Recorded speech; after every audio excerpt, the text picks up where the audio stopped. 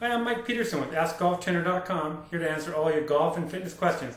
First thing I want to talk about is my new shirt. Hopefully you can read it here, but it says AskGolfTrainer.com. I picked blue, which hopefully it shows up okay, but let's have a vote, and if not, give me suggestions on what color you want. But I'm so excited about this show that I went out and got a t-shirt for it. But let's get on with the questions. The first question from Pat Stone in Greenville, South Carolina. Pat says, I need to lose 20 pounds and have tried several popular diets. They didn't work. I'm 62 years old and want to lose this weight and keep it off without trying any more diets. So how can I do it?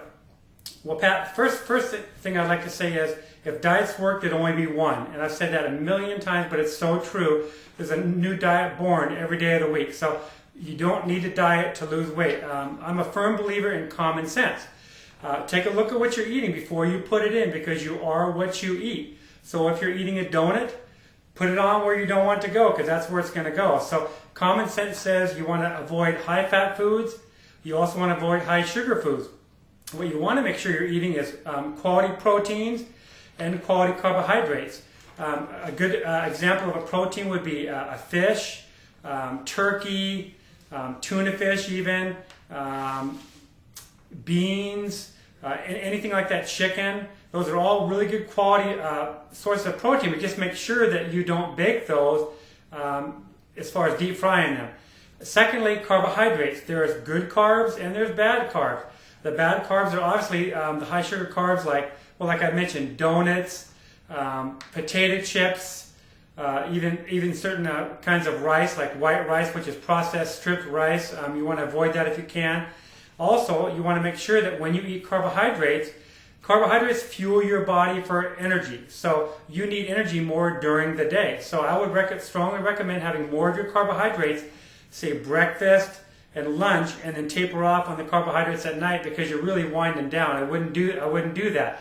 A carbohydrate for the morning would be some kind of an oatmeal or a cereal with maybe a protein like a couple of eggs. Lunch could be a whole wheat sandwich, turkey sandwich, something like that. You get the idea. But you just want to make sure that you watch your carbohydrates, because if you consume too many carbohydrates, you're going to store them. One other little tip too, cardiovascular work. To lose weight, you need to do some aerobic exercise, and most people, that's where they kind of fudge and they don't do it.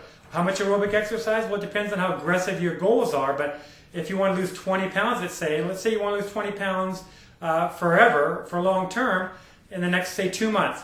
Well, I would do a 30-minute moderate cardio, 3-4 times a week, consistently.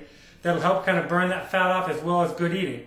But give those tips a try. Hopefully that's going to help you. But again, just really pay attention to the quality of the carbohydrates you eat and the proteins. Give it a try. Okay, the second question is from Brian Cornelis in Billings, Montana. Brian says, I know I need to stretch. I'm 59 years old, and my swing is getting tighter all the time.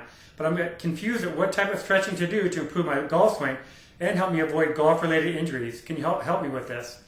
Well, Brian, I can tell you there's two forms of stretching, and they're both excellent forms of stretching. One's called static stretching, which is a hold type stretch. The other one's called dynamic stretching, which is obviously movement-oriented. There's two purposes for those different kinds of stretches, and let me explain it to you. Static stretching, which is a holding stretching, is something you want to do off the golf course. So let's say you finished a weight training workout and you just want to kind of cool down. That's when you want to do static stretching. Also, let's say you took a warm shower in the morning and you want to do a couple of simple stretches just to kind of loosen maybe your lower back up. That would also be a perfect time for static stretching. Now that's critical. You remember that the static stretching is done off the golf course. Now if you're preparing to play or practice, meaning hit balls or play around a golf, then you want to do dynamic stretches. Dynamic stretches are movement oriented and particularly specific to your golf swing. So you want to find it, and I put together what I call a first tee warm-up. It's in my stretching ebook, and it's got 5 or 6 stretches for the first tee warm-up. Because I can't tell you how many times I've seen golfers skip warming up, they hack a couple of golf balls on the practice range, run to the first hole, and proceed to double bogey, bogey, double bogey the holes, and pretty soon they're 4 or 5 over par, by the 4th hole, all because they didn't properly warm up. So you want to make sure you do dynamic warm-up stretches before you practice or play, and your static stretches off the golf course. So hopefully that's going to help you a little bit. Again, being consistent with your stretching is also critical. Another key thing I should bring up is How long do you hold the stretch when you do the static stretches? I've heard crazy things like people holding it for 60 seconds, 90 seconds, 2 minutes. For the older golfer especially, that's way too long. You do not need to hold a stretch that long. I personally hold my stretches for 15 seconds. I get in the stretch, I get in that slightly uncomfortable position, and I hold it from there for 15 seconds. And that's the static stretching. Dynamic stretching, as I said earlier, you're not holding at all. You're just kind of free-flowing through each of the stretches, never ever stopping and holding the stretch. So keep that in mind next time you do your stretch, but hopefully that helps you out. Okay, the last question is from Craig DeWitt from Temecula, California. Craig says, I never finish my golf swing. When I try to make a conscious effort to do it, I never make solid contact.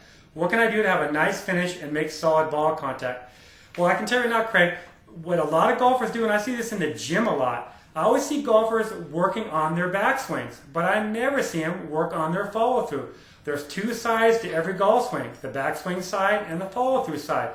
Unless you work those equally, one's going to lack and not be as efficient as the other one. So I don't know why golfers proceed to, when they're looking in the mirror doing golf drills, all they do is they check that backswing position, backswing position. They never take it through into the follow-through. So one thing I would say as a drill that I do a lot is I get in my impact position with a club, and from that right there, I go into my full finish where I'm a right-handed golfer, so I'm finishing on my left foot 100%. My arm's up over my left shoulder with my club just hanging over that shoulder. I do 15 or 20 of this, so I literally take it from, with no momentum, I take it from impact, and I go all the way through to the finish, and I'll work that 10 or 15 times in a row. And the first couple of times you do it, it's going to feel really awkward because most golfers, like I said, don't work that follow-through. I think that's critical. The follow-through is very, very critical because if you cut it short, most likely you're going to miss-hit the ball. And also cutting it short means you're not swinging through the ball, getting maximum club head speed into the back of that ball. And I think also, with your body not being comfortable making that full swing, when you try to, you are going to miss-hit the ball because you're thinking more of the finish and not impact. And remember, the most important thing in golf is what? Impact. So the finish is an after effect of impact. So you want to make sure that when you're playing golf, that the key is getting that club face squarely into the ball. But try that drill where you just from impact, taking it all the way through the finish, and do enough of them. Do 10, 15, maybe even 20 of them.